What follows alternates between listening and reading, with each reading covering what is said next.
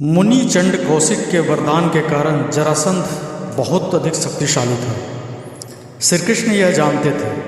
उन्हें पता था कि जरासंध का शरीर दो अलग अलग भागों में बांट दिया जाए तो जरासंध की मौत हो जाएगी। इसलिए उन्होंने पांडवों से कहा कि हंस, हिडिंबिक, कंस और दूसरे जरासंध के सहायकों की मौत हो चुकी है। जरासंध इस समय अकेला है और इसे मारने का सबसे अच्छा मौका है। जरासंध पर हम हमला नहीं करेंगे बल्कि उसे द्वंद्व युद्ध के लिए आमंत्रित करेंगे। उन दिनों यह रिवाज था कि किसी क्षत्रिय को यदि कोई द्वंद्व युद्ध के लिए ललकारे तो उसे उसकी चुनौती स्वीकार करनी पड़ती थी, फिर चाहे वह शस्त्र युद्ध हो या कुश्ती। इसी रिवाज का लाभ उठाकर श्री कृष्ण और पांडवों ने योजना बनाई। इसी बीच जरासंध के राज्य में कई अपशकुन हुए थे। इससे उसका मन बड़ा परेशान रहता था।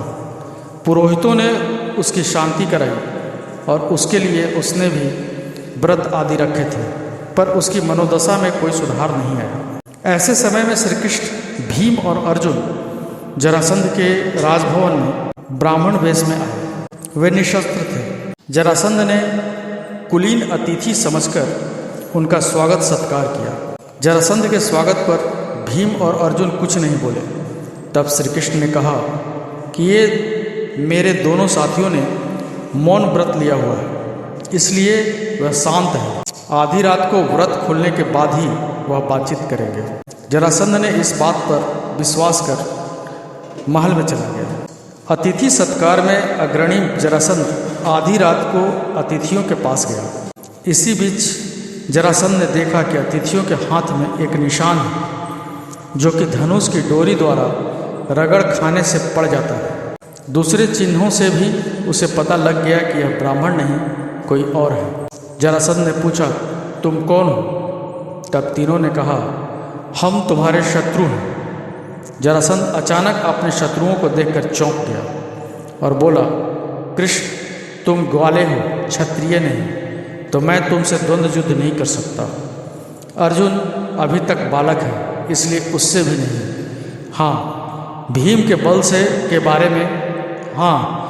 के बल के बारे में काफ़ी सुना हुआ है, इसलिए भीम से द्वंद्व युद्ध करने के लिए मैं तैयार हूँ। भीमसेन और जरासंध में कुश्ती शुरू हुई। इस तरह 13 दिन तक लगातार युद्ध चलता रहा। 14वें दिन जरासंध थक गया। मौका पाकर श्री कृष्ण ने भीम की तरफ इशारा किया कि इसके शरीर को 2 हिस्सों में तोड़ दो। भीम ने इस बार यही किया, लेकिन जरासंध का शरीर फिर जुड़ गया। उसने बार बार उसके शरीर को 2 हिस्सों में तोड़ा, पर फिर यही होता रहा। इस बात से हैरान भीम ने श्री कृष्ण की ओर देखा।